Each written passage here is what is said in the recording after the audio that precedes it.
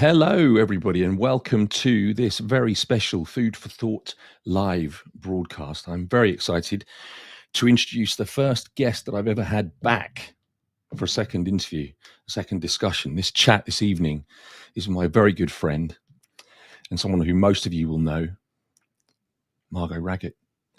Hello, Margot. Hello, how are you? Fabulous. How are you? Yeah, I'm very good, thank you. Always better to see. I'm over in Greece. Lucky you. Yes, although I think the weather's been nicer in England than it has in Greece recently, but I'm still happy to be here. I'm happy that you're happy. It's just started to change here, so you're probably in the right place, I would think. And welcome to everybody, wherever you're joining us from. I suspect we've got people from all over the world, and we'd love to know where you're joining us from. So do feel free to contribute to the chat if you feel so inclined. Tell us where you're joining from. We love all that. It feels really global. Also, please feel free to ask questions. I'm sure you're going to have more questions for Margot than me, and indeed our very special guest who'll be joining us shortly. But the reason for this chat is, and I can't quite believe this is true, Margot. Can't quite believe that it's true. It's been 10 years. 10 years of remembering wildlife.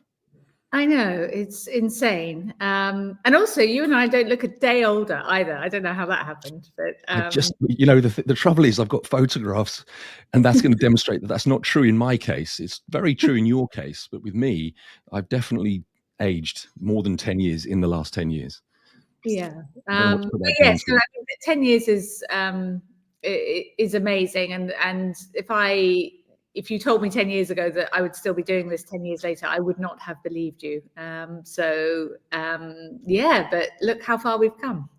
Look how far we've come indeed. And I have to say, I realize how much passion, how much blood, sweat and tears you put into it every single year. I had the pleasure of meeting you right after the first book, Remembering Elephants. And I became an ambassador for Remembering Wildlife all the way back then. And we had some pretty amazing experiences since then. I've had the privilege of traveling with you a few times, which we'll share in just a moment, some more details and reminisce about. And in that time, I know how much of your heart you put into this, and it's absolutely incredible. In fact, I know you're too humble to say it. Well, one thing that's happened during that time, as a direct result of what you've done, just one thing that's happened, there's many, but one thing that's happened is you're now Margot Raggett MBE, aren't you? I am. Isn't that crazy? I'm talking to royalty, basically. Yes. Love it. That was a really wonderful surprise to be made an MBE, and I had fun going to Windsor Castle last year to collect that, which was it was very special, and it was also very motivating. I kind of felt like, I need to keep going now, because if I accept this, I can't just say thanks very much. I'm hanging up my boots. So it was very motivating as well to keep going. Well, we're all very motivated by you, and very, very grateful to you for everything you do. And we're joined by people from all over the place. And as always, we can depend on Ingrid and Rudy from Belgium joining us from Nature Help Centrum. Wonderful, wonderful rescue over there. And hello to you too, Ingrid. Lovely to see you. And we have Alison joining us. And we have Donna joining us. We have tons of people joining us from all over the world. In fact, look at this. Vancouver, Canada. Love it. I love it when this happens, where we get people from all over the world, the wonders of modern technology. Lovely to see you all. Thank you so much for joining us. Like I said, don't hesitate to throw questions in. Margot's been doing this for 10 years, and it's been an incredible series. And I mentioned the MBE already, which is absolutely thoroughly deserved. But Margot, please tell us the number that you're currently at, because this is one of the things that I find most impressive and most wonderful, is the fact that what you've done over the last 10 years through all these wonderful books is to raise money for very worthy projects, some of which we'll talk about, of course. What's the number we're at? What's the figure that you've raised now?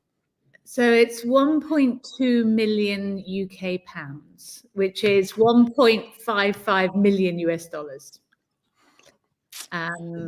Which again, I can't really believe. And so that first year with the elephant book, I set myself a target of 100,000, and I thought, God, £100,000 sounds like a ridiculous mountain. There's no way we'll do that.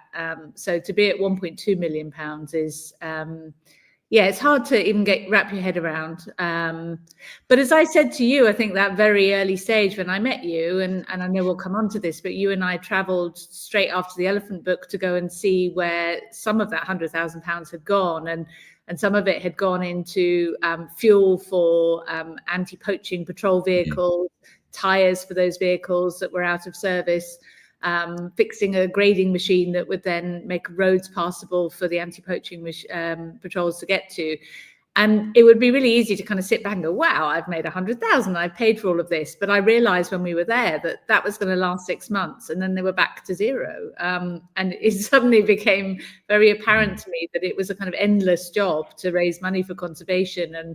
And it, you know, you can't just rub your hands and say, you know, I've achieved something, because, you know, it's just an ongoing battle that we have to keep fueling with funds. So I feel very lucky that I've alighted on something that people really enjoy. They like these books, and so they want to buy the books and to support us. And that means that we can keep kind of, you know, giving money out in that way. So 1.2 million is amazing, but equally it's just like a tiny little drop in the ocean of what's needed for conservation, particularly now. Sorry, I know I'm going on and on here, but because USA, USAID funding completely pulled. So lots of projects that we support had also been getting funding from US financial aid. And a lot has been talked about in the news because the impact of the new president in the US, I'll be very polite, has such a big impact in so many fields that not many people are talking about on conservation, but like millions and millions has been pulled from conservation projects overnight. And we don't know what the knock-on is going to be. We live in dread and fear and anticipation how bad it's going to be. But yeah, so yeah, now more than ever, all of us private individuals need to support conservation and try and make up the shortfall. Don't be just. And Jacqueline's comment really underlines something that I really want to say before we continue, which is that it's all down to you guys. Margot's created this incredible series, and it's an amazing amount of work. I can't even begin to tell you. And I have the privilege of being Margot's friend, and I see what goes on behind the scenes. And that's why I can categorically say that I know about the passion and the blood, sweat, and tears that go into this, the heart and soul absolutely behind the series. But without you guys and your generosity, and the likes of Jacqueline, who, as you just said so kindly, Jacqueline, you're on your 4th book at the moment, and we're so grateful, because without you guys, this doesn't happen. There is no number. There is no 1.2 million quid, and it's just phenomenal that you guys are so supportive and all these years on. And I can tell you why that is, Margot, just from a personal perspective, because these things don't necessarily work. It's not just a given, as you know, and you've worked so hard to make it a success.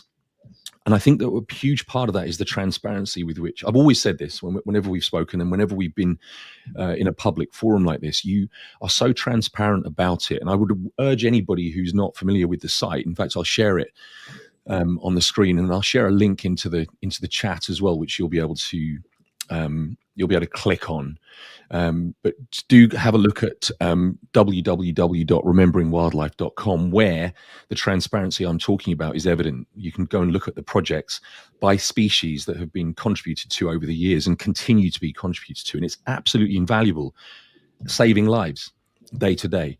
And I've always admired that about you, Margot, the transparency, but also the projects you choose, because it's not, as you just described, tires on vehicles and a grading machine that can make the road drivable in parts of Kenya. That's not glamorous. It's not the kind of conservation work that people often think about or even know about, but you're doing it, and it's because it makes a real difference. And I know we're all enormously grateful for that. Let me share something with you guys as well, Margot, because I know when you and I first traveled together, it was off the back of Remembering Elephants, as you said, and we went and saw the fruits of your labor and those contributions you made, including us both driving the grading machine, which, as we've discussed many times, you definitely won. You definitely did better than me. But I do want to show, if I can, this. Let's see if I can share probably the most memorable moment of my life. Right there. Just to this day, the most profound experience I think I've ever had, which I'm sure, have felt was just as profound for yourself as well. That, folks, is Sudan. Tell us about that, Margot. Yeah, so Sudan passed away a few months after this moment. What's particularly significant about this is Sudan was the last male northern white rhino left on the planet.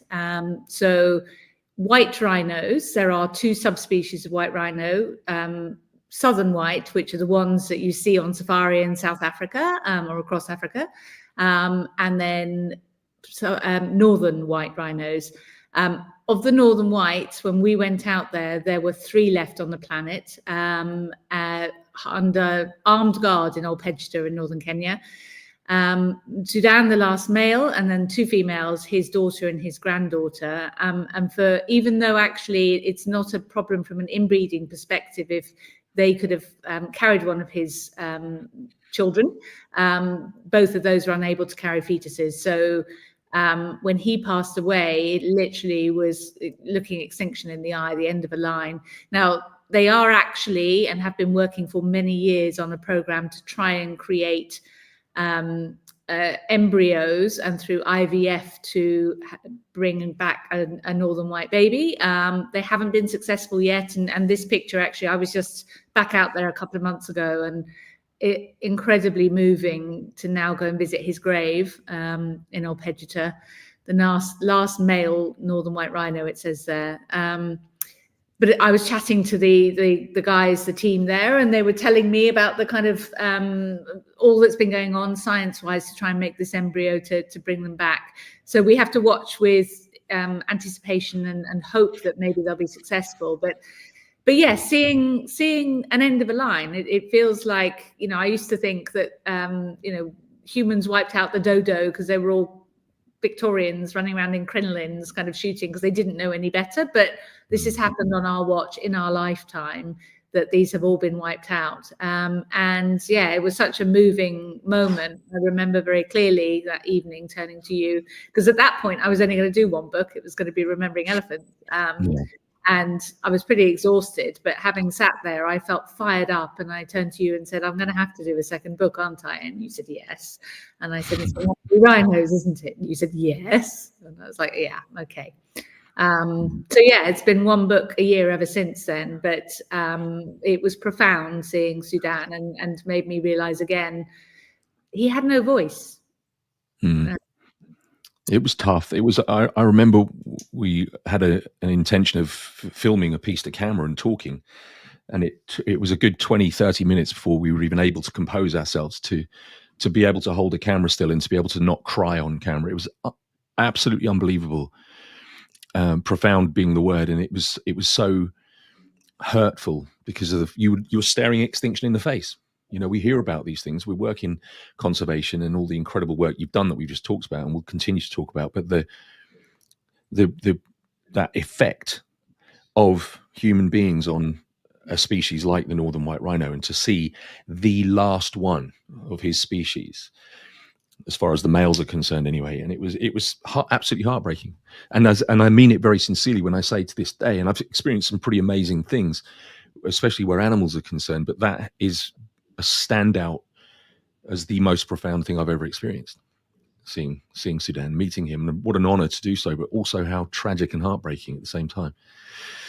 Yeah. So it kind of underlines the importance of the work that you do. That's literally what you're doing, is saving species from other species from reaching that same point. And some of them are on the brink. I mean, we talk, you know, some of the books that you covered, I think, if I'm not mistaken, and do please correct me if I'm wrong, Margot, I know you've one of your books was Remembering Cheetahs, and if I'm not mistaken, the population in the wild is down to something like 7,000.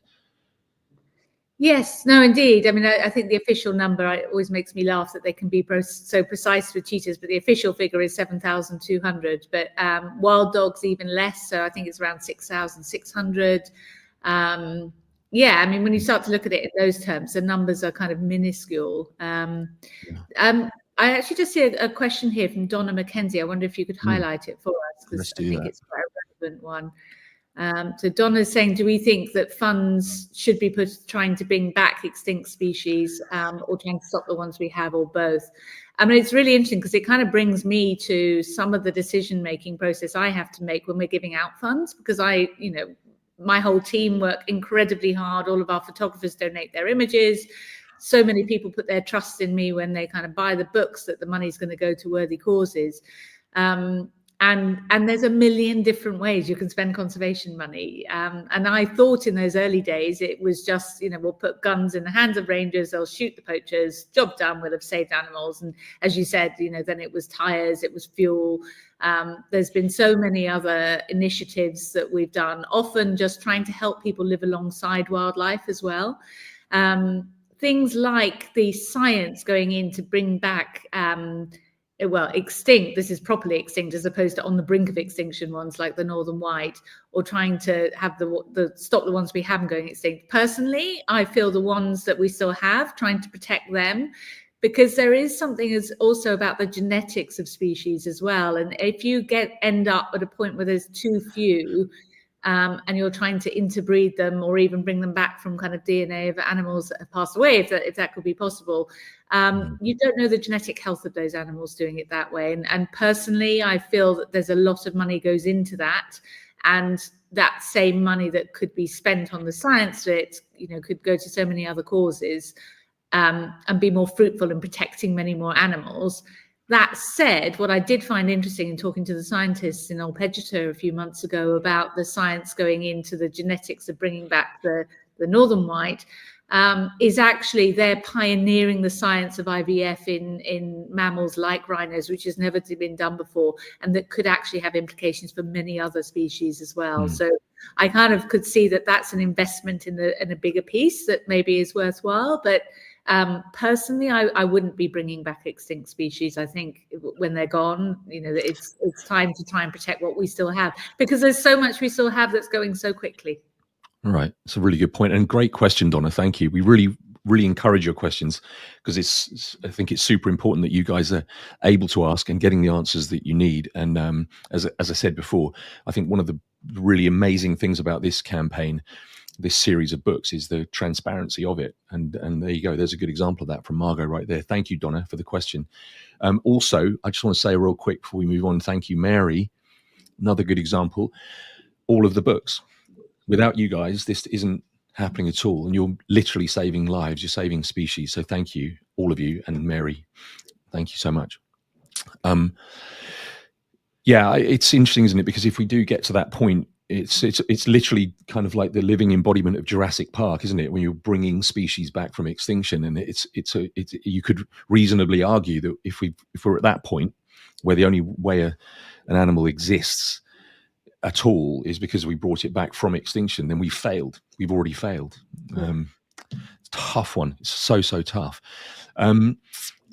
Margot, I know we want to get to introduce our very special guests fairly soon, so I want to also move us on to our next trip. If I'm not mistaken, my memory's fading over the years, but I think, if I'm not mistaken, that was our second trip that we took, and this was in South Africa. It was, yeah. So actually, this was after the Rhino book had come out, and we had funds from the Rhino book to give out to conservation organizations working to protect rhinos. And we both fell in love with this dog. I can't remember her name. Can you remember it? I mean, I could barely remember where we were. So I wanted to, it'll come back to me. It's annoying, but basically she was a cold scent sniffer dog. Incredible. Which is such a clever dog that if poachers are trying to get away from a crime scene where they have either successfully or even unsuccessfully tried to poach a rhino, she can follow their scent, but she can follow it for up to 24 hours after they've been there. And she's so clever that if they try and, as poachers apparently do, put off the scent trackers by doing, say, a figure of 8, she can pick up which is the warmest of the cold scents and follow that. So it's about, I think from memory, it was about $7,000 to train a cold scent sniffer dog like her, to get her ready to go out on anti-poaching patrol. And we were able to fund one of her that year. So I have to say, though, rhino poaching in South Africa is just terrible still. There are certain pockets of places that are doing really well in protecting their rhinos, but generally it's still in a pretty dire situation in terms of the number of rhinos that are being targeted, which again just proves to me, I mean, it's you're investing not only in on the ground anti-poaching activity, but even like trying to help kind of the criminal prosecution side of things is really important too, which we have also supported over the years as well. You've got to kind of come at it from all angles, really. So but yeah, it was really fascinating. And again, trips like that and getting to meet dogs like that really inspire me, because sometimes, I'm just sat behind the computer for months on end, it feels like. And I sometimes, why am I still doing this? So to actually get out there and say, yes, we can fund one of these, that's what gives me the energy and the motivation to keep going. Yeah, absolutely. Jen Smith, by the way, will come right to your question shortly. Rest assured, I won't miss that one. It's very important. We'll come to you. I remember Margot with, and her name's on the tip of my tongue. Can't remember her name either. But we saw a demonstration of her ability, and it's not even what we saw wasn't even a demonstration of her full ability, because as Margot said, she was able to track a scent from someone who'd not been there for 24 hours. We saw the chap there in the army uniform. Just out of shot here is an airstrip.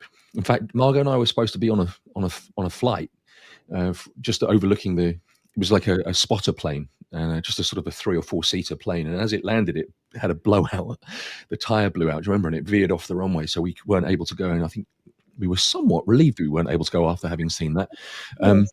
But we saw that chap in the uniform run down the grass airstrip, zigzagging behind trees and shrubs and back onto the runway and across it and back and forth. And then they sent the dog out, and she literally went with her nose down at top speed every step he'd taken, didn't she? It was just incredible to witness. And that's what she's capable of some 24 hours or more later. It's incredible, absolutely incredible, and invaluable in the fight against poaching. I mean, it wasn't Ziggy, unfortunately. It will come back to me. I think this is a sign that 10 years has passed down, that neither of our brains work very well. Yeah, my memory is going the same place as my hair. It's, I'm afraid. But I want to say Emily, but I don't think it is Emily. No. And I wanted to say Max, and it's definitely not Max, because it was a girl. She's a girl. It was Will Folds was there. It was part of his project. Someone will find out. Yeah. Someone please tell us. Ella. Yes. Ella. That's it, Ingrid. Ella. Thank you, Ingrid. See, I wasn't far off with Emily. I wasn't far off. I had the right letter. Thank you, Ingrid. I just sent a message to Ingrid, say Ella, to make me look good. Thank you very much, Ingrid. Oh, look, and Irene tried to Google it for us. Thank you so much. Appreciate it. So, Margot, let's see if we can remember the 9 so far, and about to be 10. Elephants, rhinos. What was next? Bears? Great apes. Great apes, of course. Great apes. Cheetahs. African wild dogs. I might not have the order leopard, here.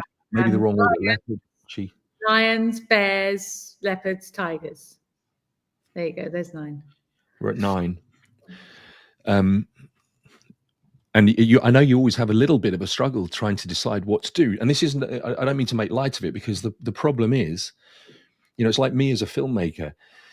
And what am I going to do next after my documentary Food for Thought? And the problem you and I both have is that there's no, it's a problem and it helps us in the sense that we're never going to run out of subject matter. But isn't it awful that we'll never run out of subject matter? We'll never run out of species that need help. We'll never run out of issues that need to be addressed, which is really tragic, and it's a great shame. But I know that you do always kind of you spend an awful lot of time trying to figure out what's next and how and why, and what's the most urgent, and what's the species that's perhaps overlooked in many ways. How do you decide?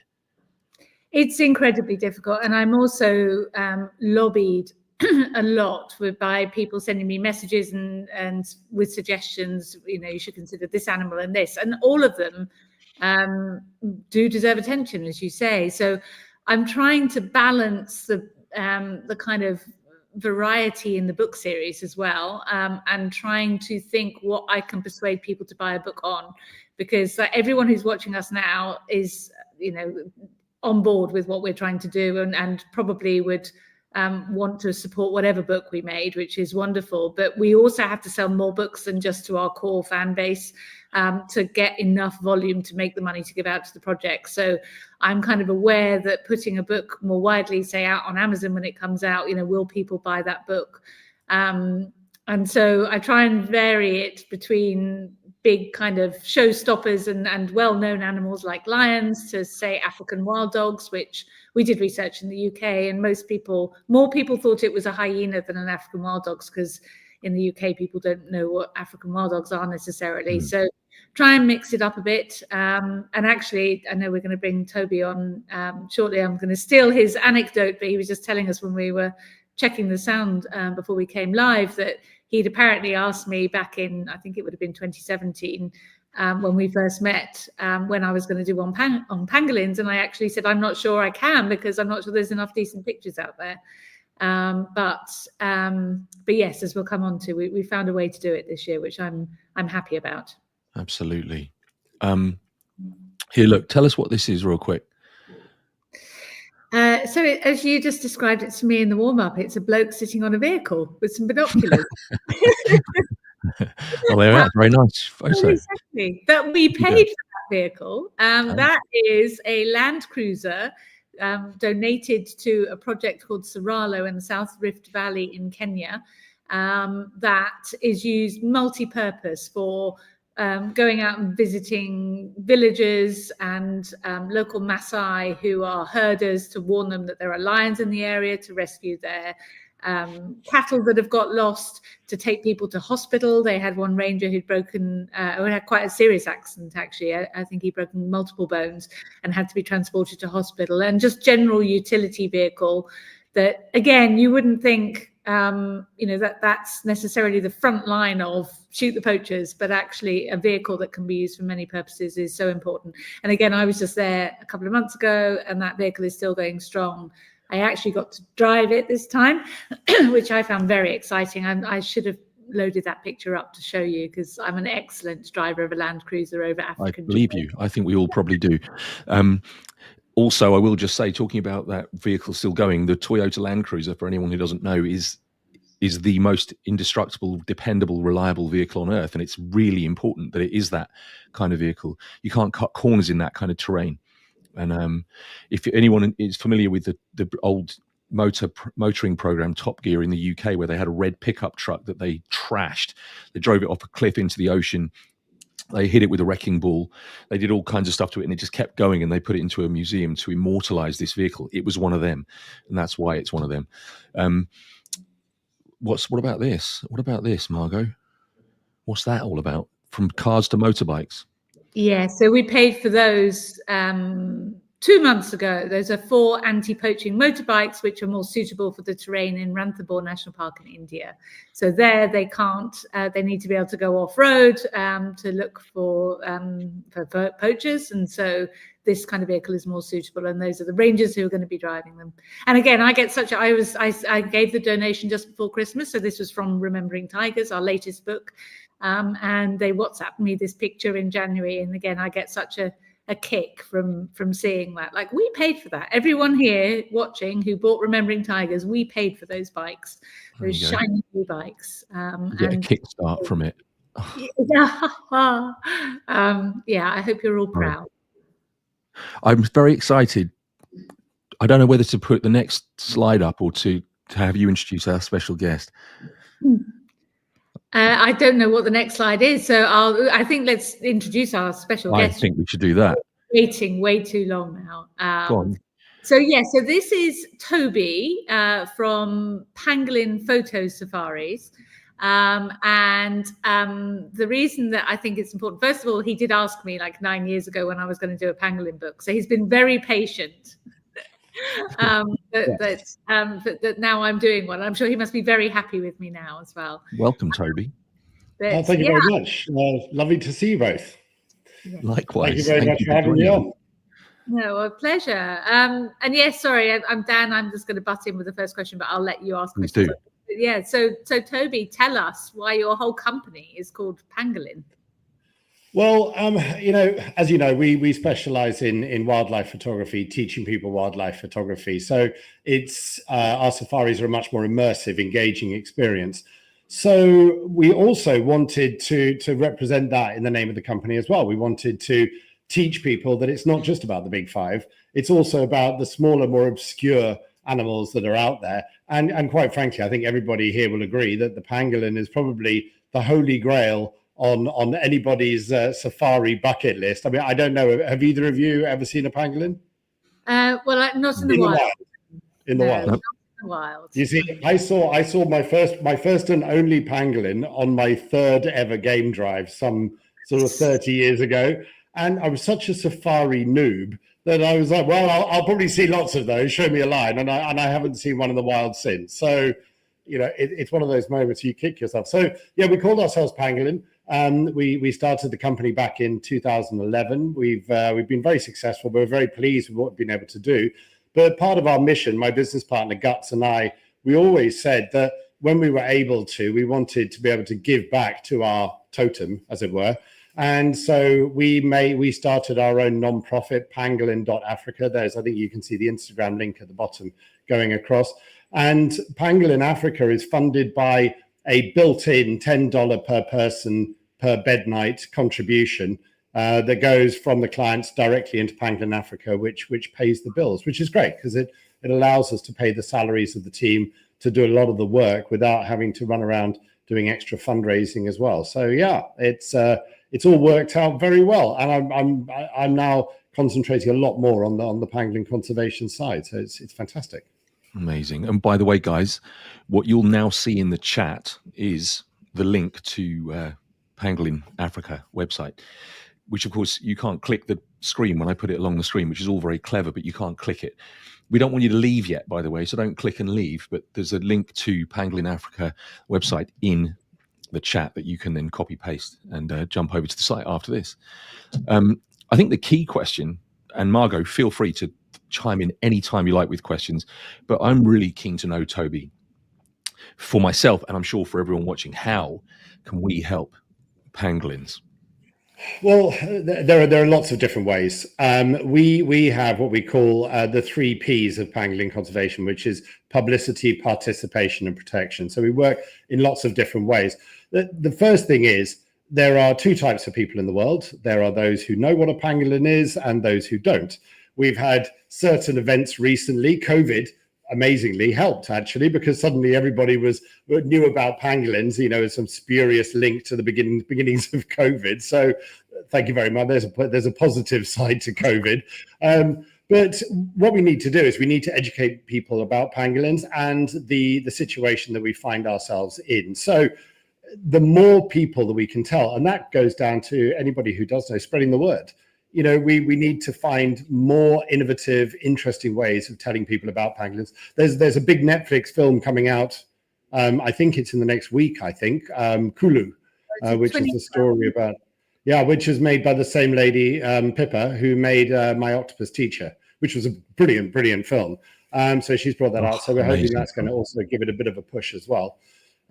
We made a film which is available on YouTube, called The Eye of the Pangolin. We released it in 2019, and it's the story of 2 filmmakers traveling around Africa trying to get on camera the 4 pangolin species in Africa for the first time.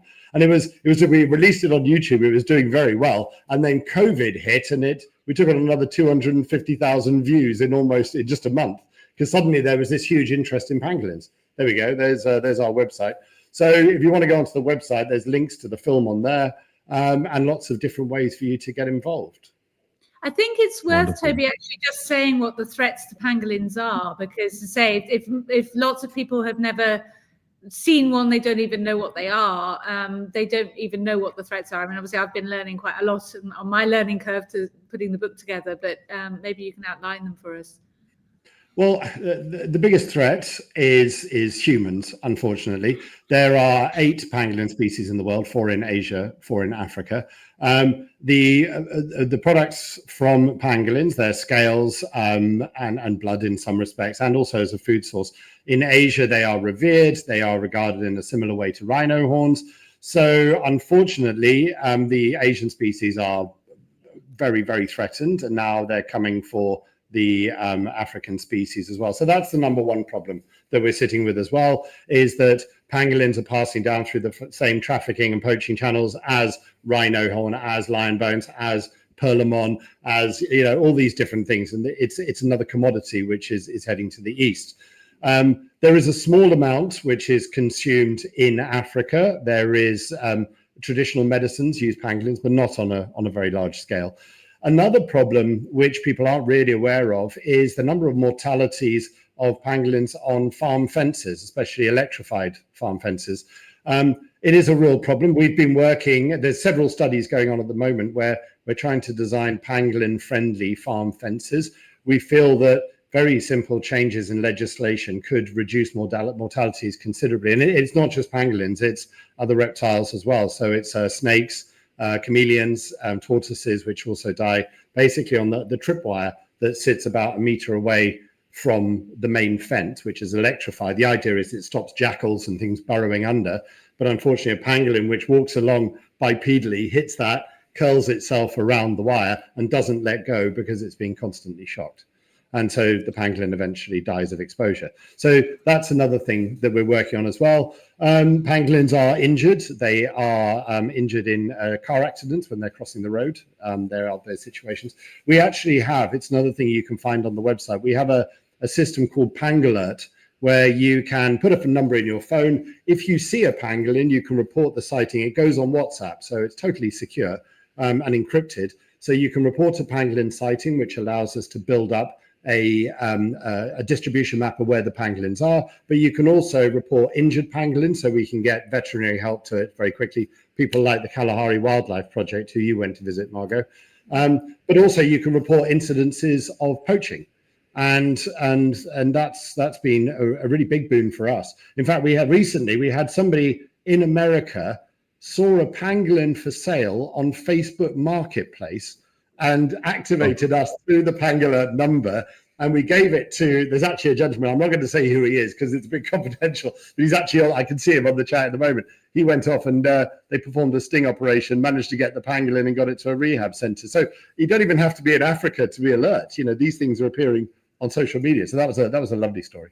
So yeah, go to the website, take down the Pangolin number and put it in your phone. Well, the only trouble with that, Toby, it sounds brilliant, but if I actually saw one in the wild, I'm afraid I'd probably faint.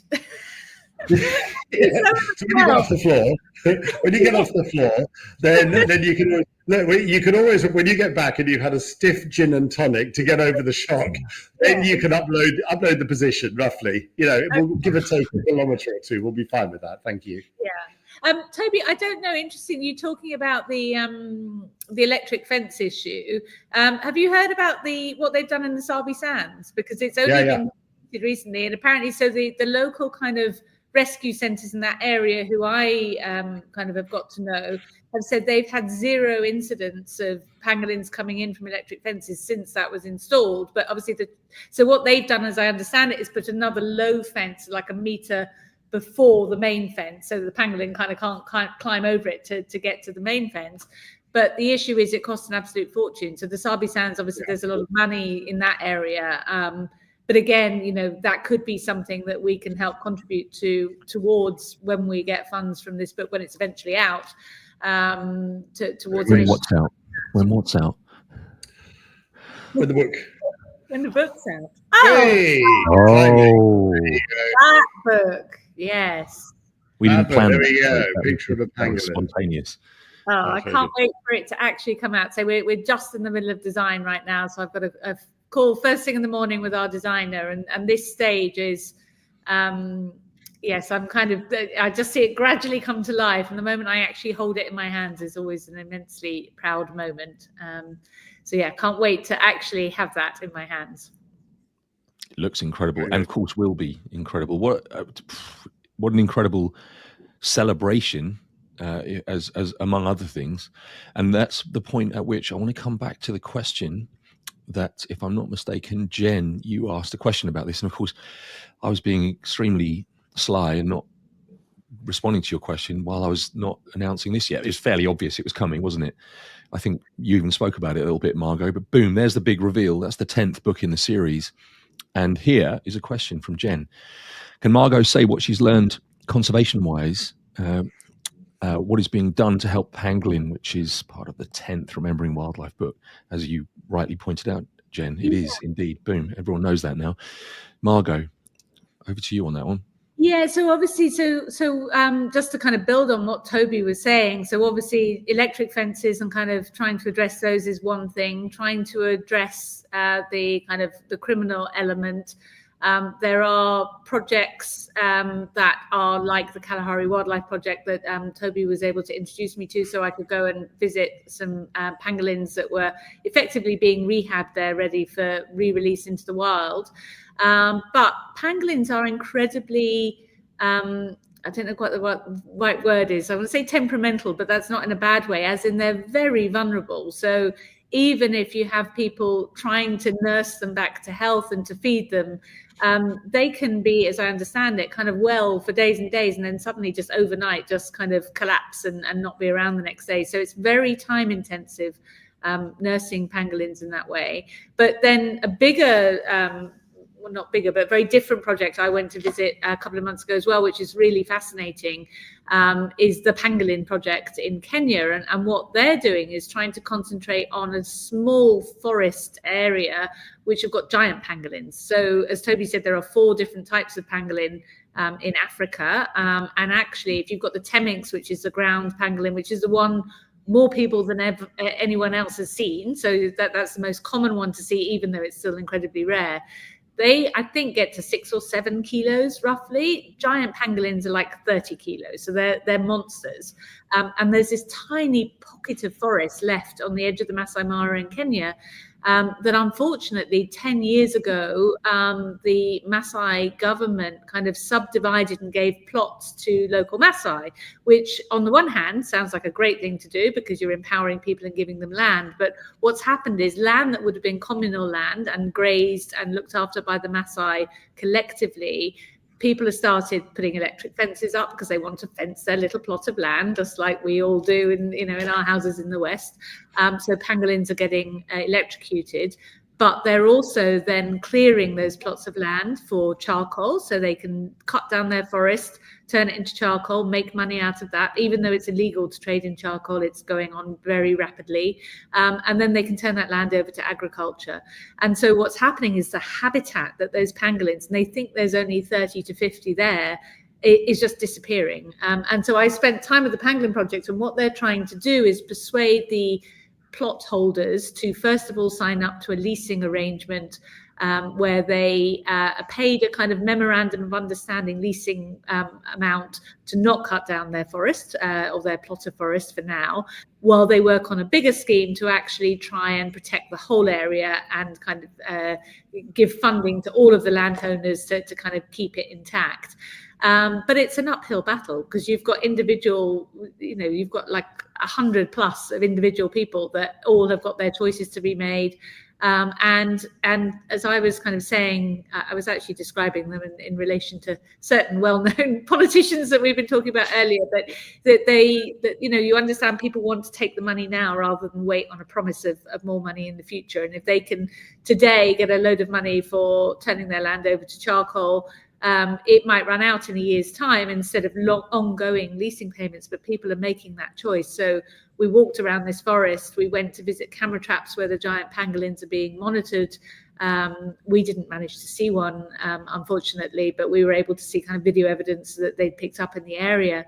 But we were still seeing plots of land where charcoal burning was literally going on as we walked onto it, even though the person had even signed a lease there. So what the Pangolin project is trying to do is protecting an ecosystem, not just an individual, which again is kind of comes back to the theme I've learned, or one of the many themes I've learned across the whole book series, that if you can protect the land, say an anti-poaching vehicle paid for by lions, remembering lions, as in that picture we just looked at, or fuel that we pay for from remembering elephants, isn't just protecting elephants or just protecting lions, it's protecting everything in that ecosystem. Because again, this little forest in Kenya has got many other species. Elephants come up there to give birth. They use it as a nursery, apparently. You've got kind of, I think it's blue-tailed monkeys that they have in there, and other species that don't appear elsewhere. So again, it becomes a kind of headline animal that we can try and get funding for, but everything from small to large, and this was a theme again that came out from Remembering Tigers last year, and we actually write about it in the tiger book. If you can protect the land for that species, you're protecting it for everything, and ultimately for us. I mean, these forests are the lungs of the planet, and we're moving everything so quickly. So I'm still on the journey, learning more projects on the pangolin front, but there is some amazing work going on with really passionate people fighting for these amazing animals.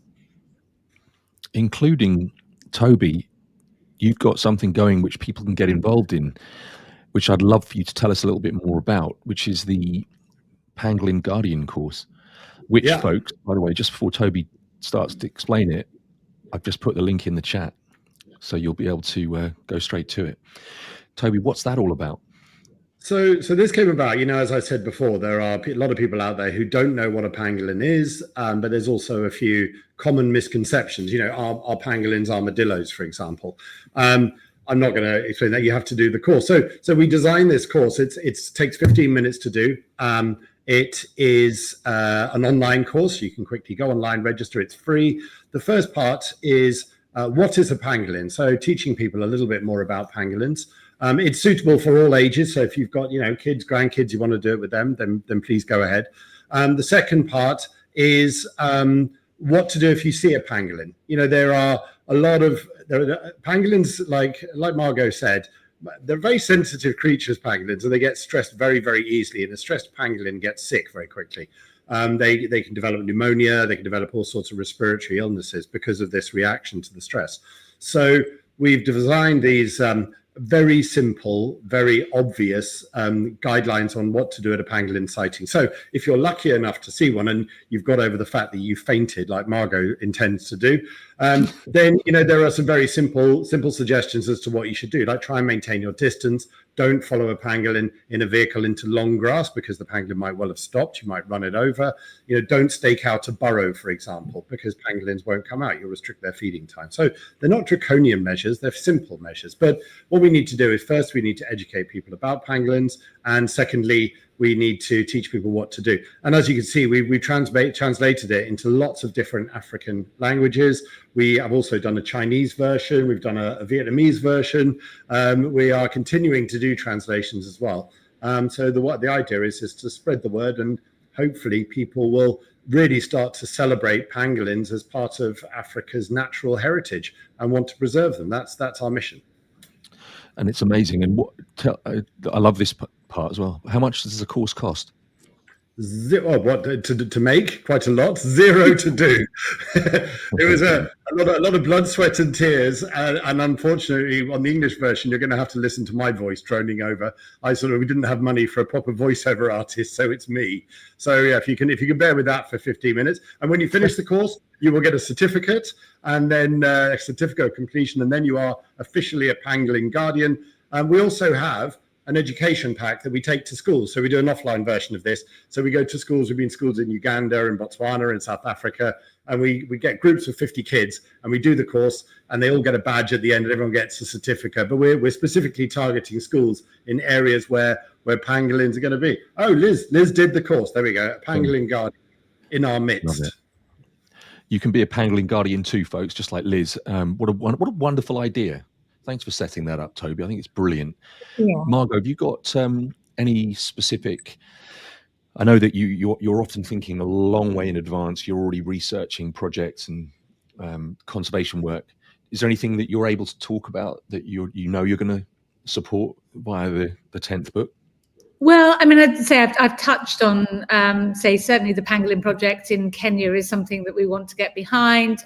Some of the rehabilitation projects, such as Kalahari Wildlife Project that Toby introduced me to. So, yes, and there's wider projects going on as well. So the Tiki Highwood Foundation, I've been in chats with them, and they're talking about trying to put together a best practice a kind of guide for rehabbing pangolins, so that all of the different organizations across the world that are doing the same work can learn from a kind of best practice. So that there's lots of individuals doing this work, and maybe there are learnings that could be shared, rather than, as she said, at their end, they get kind of constant kind of people sending them messages going, please help, I'm in this situation, what should I do? So they want to put together a kind of info pack that can share best practice. So yeah, many things that hopefully, I mean, it all depends on how many books we sell, and also how well we do on the Kickstarter, Dan. Bam, it's in the chat, folks. I've just posted the Kickstarter link into the chat. We didn't plan that either. It's very well, it seems well rehearsed, but it wasn't. I was just, you could see me writing something. Maybe you knew that's what I was writing. This all happens because of your generosity, folks. Like I said, you buy the books, which is incredible. But before that happens, you also generously contribute to making the books possible in the first place by this kind of Kickstarter campaign that Margot's just launched for this book, and indeed does every year. And look, okay, if you contribute to the Kickstarter, you'll see more of Fermi that's currently with Margot. That's the deal. I'll do a dance for you if you contribute. It's a bit amused right now. Yes. So let me just say what the Kickstarter is. Sorry, she just came in, so I felt like her moment on the stage. So obviously Kickstarter is a chance to trust us that we're going to make this a beautiful book. And one of the things we also haven't mentioned, but people might know, is this book is not only going to feature pangolins, but also some of the best images from across the last decade of our books. So if you haven't got round to yet buying all 10 books, or 9 books previously, you'll get a taster of some of the other species and some of the best pictures that we've covered in that as well. But yes, you pre-order the book on the Kickstarter, and you get it now at a bit of a discount, or you pay me now. That gives us the cash flow to make the books. And the more we raise, as we always say at this time of year, the more books we can print. And not only do we have books for sale on there, but we have pangolin jewelry, we have safaris. Unfortunately, well, the one generously donated by Pangolin, by Toby, has already gone, but there are other safaris still available that people can also bid on, and everything's at a bit of a discount that what would cost you normally in normal terms. So all of that goes into our cash flow. So we've got 2 weeks left. We're in the middle of the mid-campaign slump. It's a traditional thing where no one supports and does anything during this at this stage. So anyone who hasn't supported the Kickstarter yet, who's watching this now, if you could just do me a favor and order a book, it would lift my spirits while we keep going and keep the energy going for the next 2 weeks. And what a wonderful addition to your collection if you already have the books, or even if you don't. And all of the books, am I right, Margot, in saying that all of the books in the back catalogue are available on order if necessary, if people want to complete their collection and you haven't got some of the earlier books? Yes, so you can also order them on the Kickstarter, and there are deals where you can get 3 mixed books for a better price than if you just ordered them straight now. So yes, we were able to reprint. The 4 titles have gone out of stock last year, and we were able to reprint those. The one that's about to go soon is Remembering Grey Tapes. So if you don't have that and you're intending to get it, I'd grab it now, because it might not be in stock for much longer. So definitely. And it's hard to express. For anyone who's not familiar with the books, and I realize a lot of you are, if you've not seen these books, what they are is a big quality coffee table photographic collection, and they are the most extraordinarily brilliant photographs. They've collected from wildlife photographers, the best wildlife photographers from around the world, and honestly, the photographs are deeply moving. They're soul stirring. They're jaw dropping. They're just incredible. Every single book. Absolutely incredible photos. You'll be in awe looking through them. So what an incredible gift they make as well. If you're not buying for yourself, if you're looking for something to buy someone for their birthday or for Easter or for anything, they're incredible books. And speaking of the books, Margot, am I right in understanding that the 10th book isn't just going to be pangolins, it's going to be much, much more? Yes, you weren't listening to me, you were typing down. I did just say that. Excellent. Then don't answer it again. Or maybe it is your age again. Can't remember. I'm a bloke. I can't multitask. I'm on the naughty step. We know that. Good. So everyone already knows the answer to that question. Yes. That's the important thing.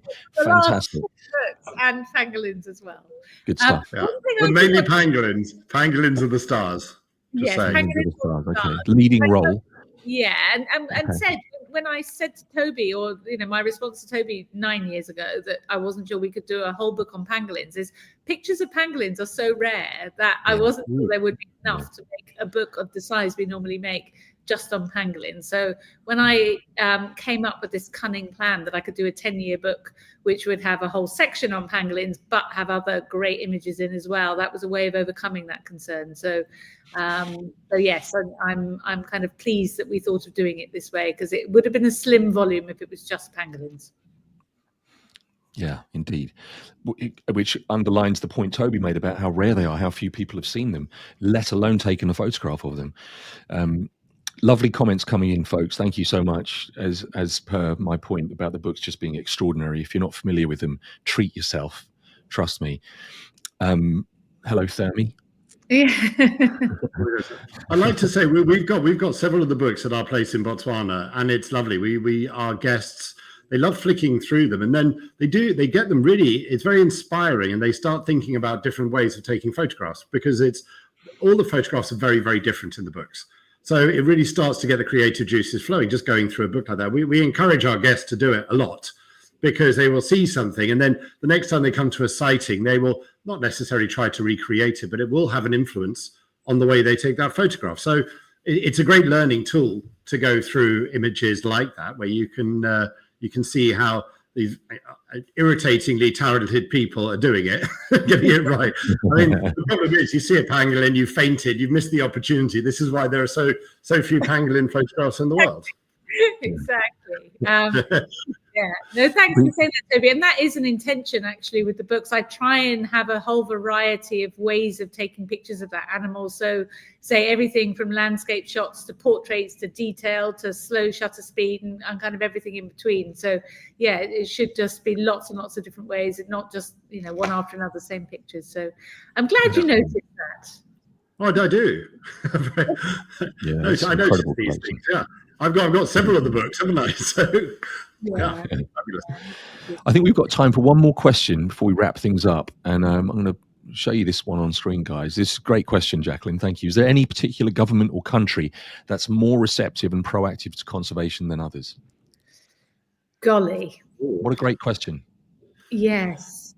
Can I give a shout out to Botswana? I mean, generally speaking, Botswana is very, very pro conservation. They realize that when it comes to the future of the country, tourism is going to always play a massive part, and very much they try to minimize the mass tourism that goes on. There are some areas that are busier than others, but they do hand of that. I think it's a 25% or 30% or even 40% actually percent of the country is national park. So yeah, I think Botswana is very progressive, and they realize the diamonds are going to run out, and hopefully if they can keep the animals going, then that's the future of tourism and the future income for the country. So yeah, big shout out to Botswana. Yeah, I mean, I think I was just running through different countries that we work with, and I think the pattern is, all of them have good and bad within them. All of them have, kind of hardworking people doing amazing work and kind of government-run organisations, but equally, all of them suffer at one level or another with corruption and criminal networks. And their own other issues that they're dealing with that maybe stop them from putting wildlife at the top of their priority list. So it's in terms of being more receptive to conservation. We're not working at government level. We're not funding government. So we're working with local kind of NGOs. And actually, I did see a question earlier that said, do we ever partner with third parties? And they were suggesting, like, Born Free work with pangolins. In the early years, I actually partnered with the Born Free Foundation. I know you're you a patron for them, Dan? Or Correct, yeah. Yes.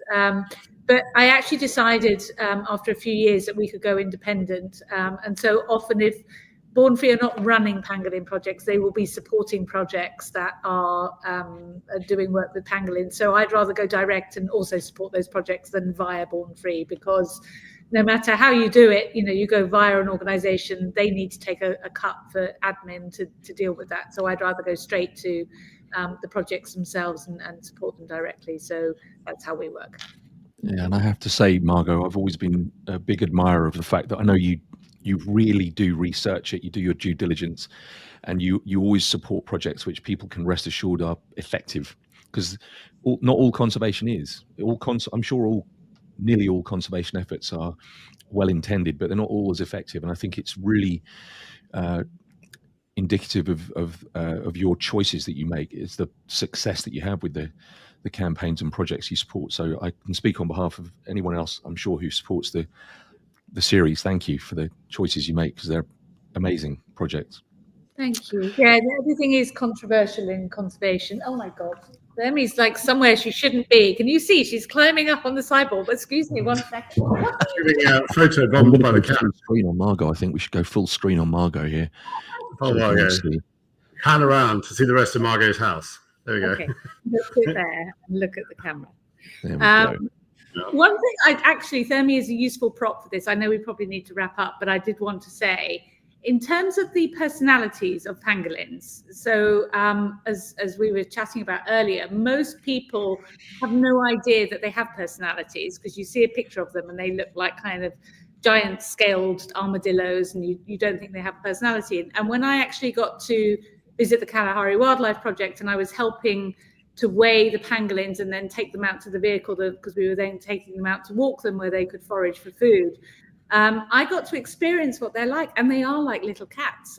This pangolin that I got to hold, that I put a video on my Facebook, did this. Yes, was literally sniffing my face, was curious. And when I was talking to the guys who look after them, they were saying that actually every pangolin has got a different personality. So you will get ones like cats that are very affectionate and sweet, and then you'll get others that are standoffish and not interested.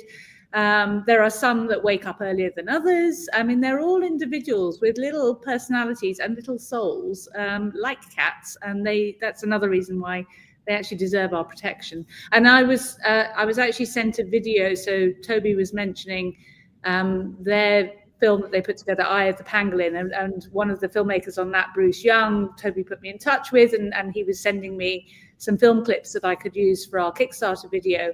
And he actually sent me, sorry, now she's going to be down. He actually sent me some deeply upsetting videos that were from poachers, which I wouldn't share on here, but they're what they call proof of life videos. So if people are infiltrating criminal networks, they're trying to pretend they're ready to buy a pangolin.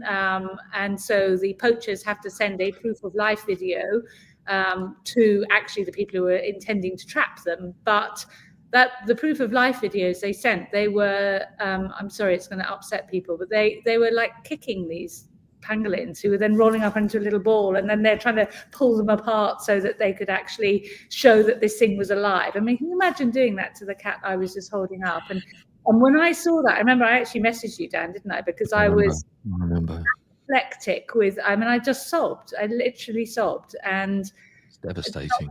So helpless, not being able to protect that animal and wanting to protect it. So yeah, it would be too upsetting for everyone to see those videos. I'll never forget having seen them, but that's what we're trying to fight here. I think that's the key. Toby, sorry, carry on, please do. So that's the thing, you know, rehabilitation of a pangolin is a very intensive process, and it can take a very long time. You might end up getting a pangolin arriving at the rehab center, massively dehydrated, hasn't eaten, is sick, you know, has pneumonia, all sorts of respiratory illnesses. They can often spend a month or two literally in a box, in a dark room, you know, being fed in that. Then you've got to try and walk them, like Margot was saying. You go out and you walk them. You want them to get back to feeding naturally.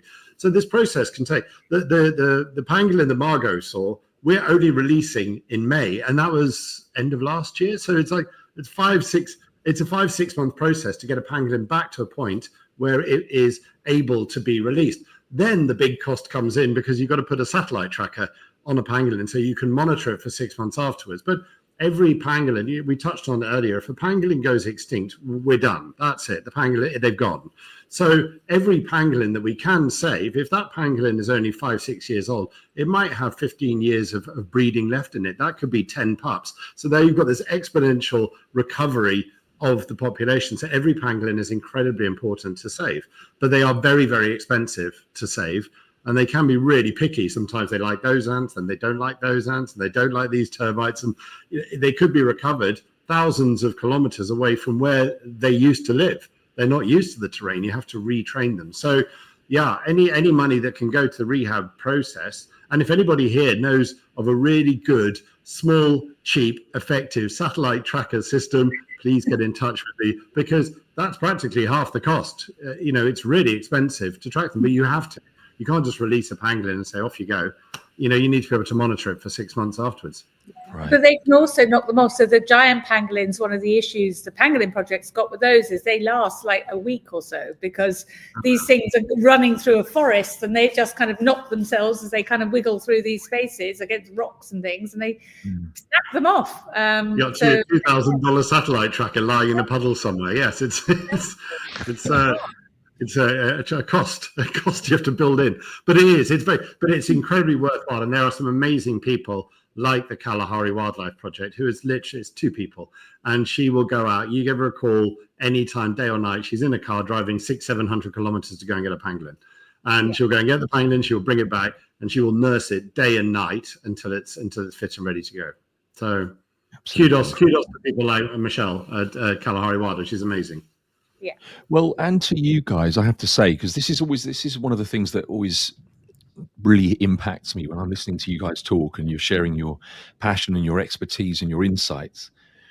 And this is extraordinary. I mean, it really is. I hope you guys watching agree, in the sense that it just gives us this incredible sense of the fact we're in good hands in terms of who's looking out for the pangolin in this case, and of course all the other species that we talked about. But I really want to thank you guys, because what I tend to do, and I'm honored to do it, is to shine a bit of a spotlight on the heroes like yourselves, and as you just said, Toby, Michelle, out in the field, people doing the real work. And it's just such a privilege to be able to hear from you guys directly and to understand what's happening and how we're addressing it. So thank you both so much. Do you have any final thoughts before we wrap up? I think we should probably wrap it up about now. If you wanted to say anything else other than Kickstarter. Kickstarter. There we go. Buy the book. Yeah. That's where it all starts, right? Buy the book. Because all this stuff we're talking about and all of the work that Toby and Michelle and Margot and all the people that we've discussed, it's all dependent on you guys. And I know times are tough, and all of the charities that I work with are struggling for that reason. But we have to keep going. We have to. And so anything you can contribute. And of course, in this scenario, what I love about Margot's campaign and this whole series is that you get something for it. That's the really what I think the genius of this campaign is, that you get something incredibly valuable for your contribution. So if you can contribute, please do. Any final thoughts from you guys? I want to quote Rod Cassidy, who appears in Eye of the Pangolin. He works in the Central African Republic, and he's a remarkable conservationist. And he says, I'm going to sort of ad lib a little bit, but he says, to be a conservationist, you have to be optimistic. Otherwise, you may as well kill yourself. You have to be, because you got to keep going. So yeah, I think that be optimistic. We can do this. We can. I just think I should just get Fermi to say goodbye. A little goodbye from Fermi. I agree. Thank you guys for your lovely comments, by the way. I really appreciate all of them. By the way, if you've asked a question and I haven't got to it, I apologize. There's lots of interaction and we always appreciate that enormously. And as we've seen, I can't multitask anyway. But Margot, over to you. Very well. Yeah. Very good. Yeah. Thank you both. Thank you, yeah, thank you to everyone who has supported us so far. I massively, massively appreciate it. I always expect that, or live in fear rather, that no one will be here the next year on Kickstarter, and the fact we're still going strong is amazing. And the other thing is just to note the launch is the 8th of October at the RGS this year. So make sure it's in all your diaries. Okay, 8th of October. Yeah. Fabulous. Toby, thank you, sir. It's been an absolute pleasure. Thank you very much. Margot, thank you. Thank you. And Thermi, most of all. And thank you guys for watching. We always appreciate it so much, and we'll see you on the next one. Have a wonderful evening. See you next time.